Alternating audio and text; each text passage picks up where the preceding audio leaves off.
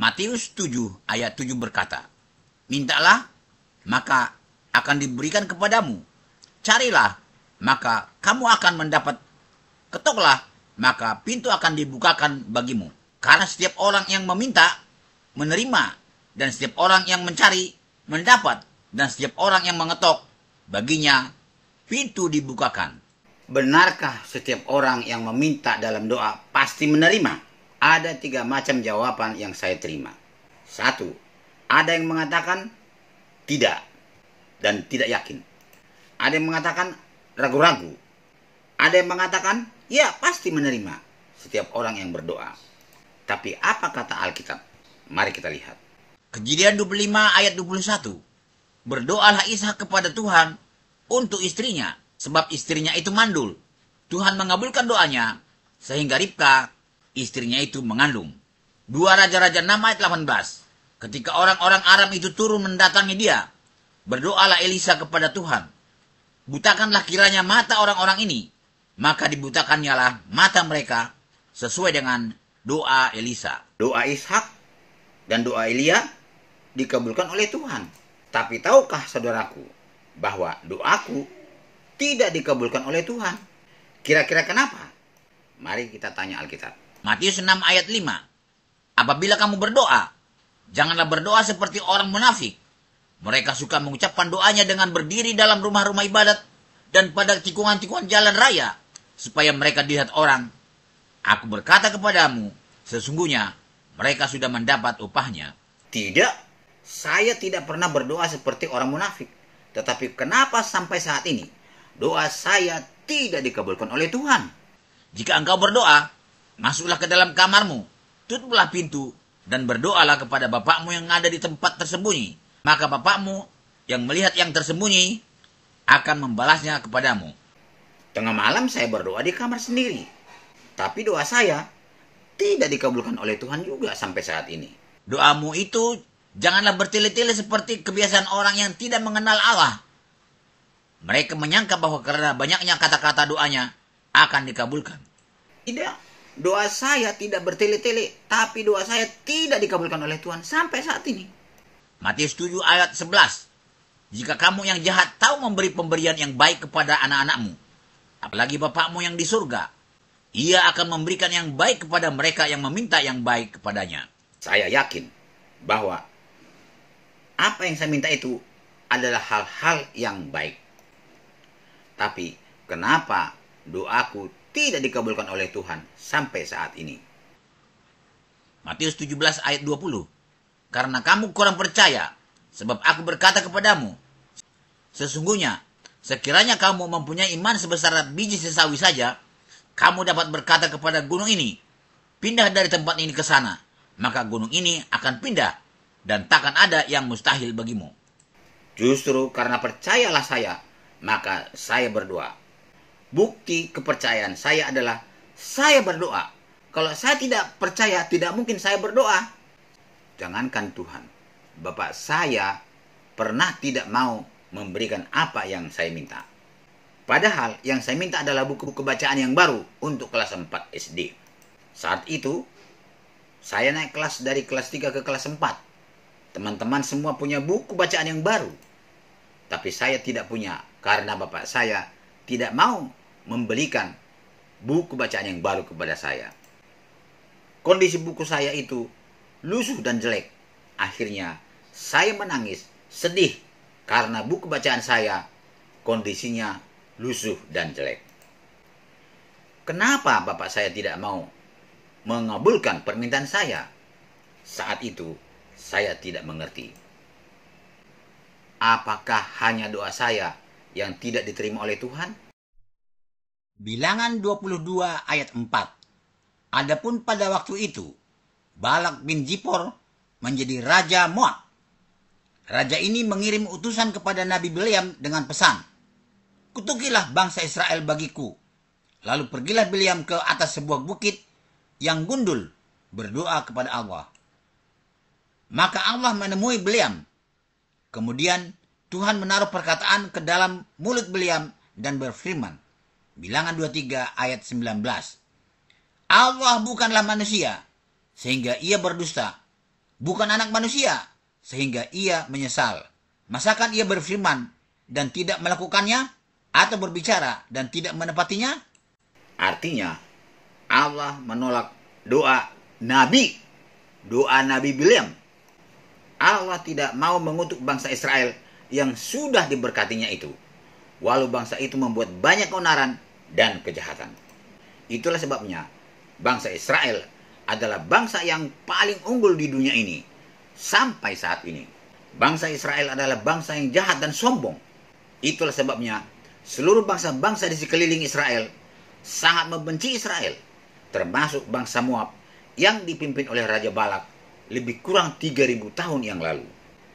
Tidak ada satupun di dunia ini bangsa yang mampu mengalahkan bangsa Israel, baik di bidang ekonomi dan kepintaran menguasai teknologi dan kekuatan militer sampai saat ini, karena Allah sudah memberkati bangsa Israel.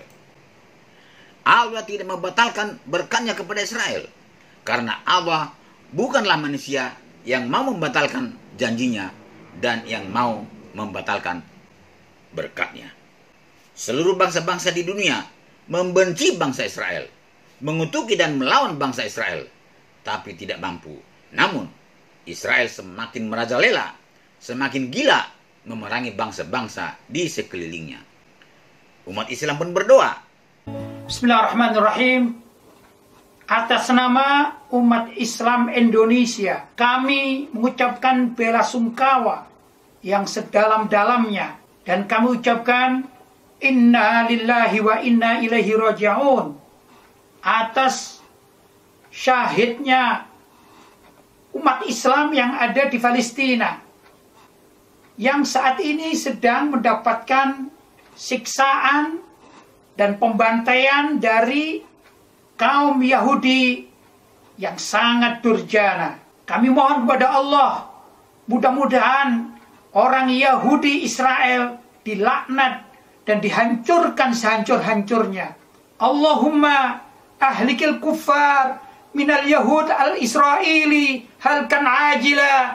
Ya Allah, rusakkanlah orang-orang kafir dari Bani Israel, kaum Yahudi, dengan benar-benar serusak-rusaknya. Wadamirhum kulla mudammarin, dan hancurkanlah mereka dengan sehancur-hancurnya. Wa mazzikhum kulla mumazzakin, dan robeklah mereka dengan penuh kehancuran. Ya Rabbal Alamin wa ya khairan nasirin birahmatika ya arhamar rahimin. Mudah-mudahan umat Islam di seluruh dunia mendapatkan kemenangan dari Allah Subhanahu wa taala. Walhamdulillahi rabbil alamin. Namun doanya ini tidak ditanggapi oleh Allah sampai saat ini. Arab, salah satu negara Islam yang tadinya bermusuhan keras dengan bangsa Israel, mampu melihat kondisi Israel seperti ini, sehingga dia merubah sikap politiknya terhadap Israel yang tadinya memusuhinya, kemudian akhirnya menjalin hubungan persahabatan dengan Israel, yang akibatnya kita lihat saat ini negara Arab adalah negara yang paling makmur dan paling maju di antara negara-negara Islam di Timur Tengah saat ini. Itu kenyataan yang bisa kita saksikan sampai saat ini. Kenapa doa saya dan doa Bileam tidak dikabulkan oleh Tuhan? Yesus berkata, Matius 6 ayat 9, karena itu berdoalah demikian, Bapa kami yang di surga, dikuduskanlah namamu, datanglah kerajaanmu, jadilah kehendakmu di bumi seperti di surga. Menjelang Yesus dihukum mati, Yesus juga memberi contoh doa. Markus 14 ayat 36, Yesus berdoa, Ya Bapa, tidak ada yang mustahil bagimu. Ambillah cawan ini daripadaku, tetapi janganlah apa yang aku kehendaki, melainkan apa yang engkau kehendaki. Oh, rupanya doa saya tidak dikabulkan oleh Tuhan, karena apa yang saya minta bukan yang dikehendaki oleh Tuhan. Matius 6 ayat 8, ketahuilah bahwa Bapamu yang di surga mengetahui apa yang kamu perlukan. Sebelum kamu minta kepadanya, sudah dia berikan kepadamu. Kalau begitu, kenapa lagi kita harus berdoa meminta sesuatu kepada Tuhan? 1 Tesalonika 5 ayat 17 berkata, tetaplah berdoa. Untuk apa berdoa lagi? Kan Tuhan sudah berikan apa yang kita butuhkan tanpa kita minta. Manusia adalah umat yang paling dikasihi dan paling disayang oleh Tuhan. Dia sangat ingin jumpa langsung berhadapan dengan manusia. Tetapi karena dosa, manusia tidak mampu bertemu langsung tatap muka dengan Tuhan. Tetapi Tuhan ingin manusia berkomunikasi dengan manusia melalui doa. Yesaya 59 ayat 2. Tetapi yang merupakan pemisah antara kamu dan Allahmu ialah segala kejahatanmu, dan yang membuat dia menyembunyikan diri terhadap kamu sehingga ia tidak mendengar ialah segala dosamu. Oleh karena itu, tetaplah berdoa. Kesimpulan, ada doa yang dikabulkan Allah. Ada juga doa yang tidak dikabulkan oleh Allah.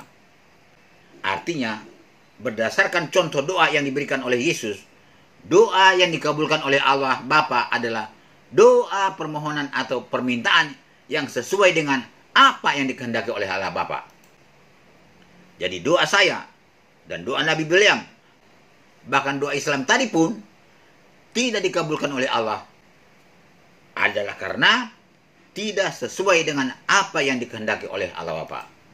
Segala apa yang kita butuhkan tanpa kita minta dalam doa pun Tuhan telah berikan kepada kita. Tetapi kenapa kita disuruh tetap berdoa? Allah ingin berhubungan dengan umatnya melalui doa. Allah ingin ngobrol dengan umatnya melalui doa. Allah ingin umatnya curhat kepadanya melalui doa. Allah memberikan apa yang kita butuhkan bukan karena kita minta. Allah memberikan apa yang kita minta dalam doa bukan karena kita minta dalam doa, tetapi karena Allah mengasihi kita. Yohanes 3 ayat 16. Karena begitu besar kasih Allah akan dunia ini, sehingga ia telah mengaruniakan anaknya yang tunggal, supaya setiap orang yang percaya kepadanya tidak binasa, melainkan beroleh hidup yang kekal. Allah mengaruniakan anaknya yang tunggal, apakah karena kita minta? Jelas bukan. Nyawanya sendiri pun Yesus berikan kepada kita demi keselamatan kita. Matius 20 ayat 28. Yesus berkata, Aku datang bukan untuk dilayani, melainkan untuk melayani dan untuk memberikan nyawaku menjadi tebusan bagi banyak orang. Karena kita minta? Tidak. Tapi karena apa? Tentu karena kasih. Terima kasih